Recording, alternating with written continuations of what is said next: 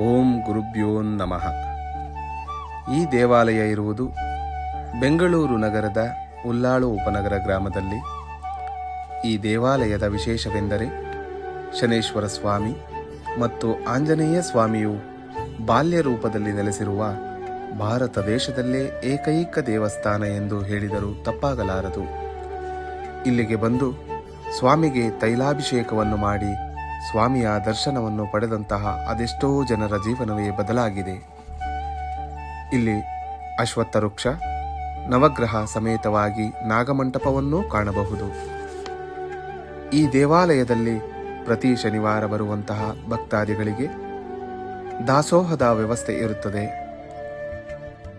ವಿಶೇಷವಾಗಿ ಪ್ರತಿ ಅಮಾವಾಸ್ಯೆಯಂದು ಕ್ಷೇತ್ರದಲ್ಲಿ ಪೂಜ್ಯ ಗುರುಗಳಿಂದ ಅಷ್ಟಮಂಗಳ ಪ್ರಶ್ನೆ ಚಿಂತನೆ ನಡೆಯುತ್ತದೆ. ಈ ಪ್ರಶ್ನೆ ಚಿಂತನೆಯಲ್ಲಿ ಪಾಲ್ಗೊಂಡರೆ ನಮಗೆ ಇರುವಂತಹ ಎಲ್ಲ ಸಮಸ್ಯೆಗಳಿಂದ ಮುಕ್ತಿ ಹೊಂದಲು ಮಾರ್ಗ ಸಿಗುತ್ತದೆ.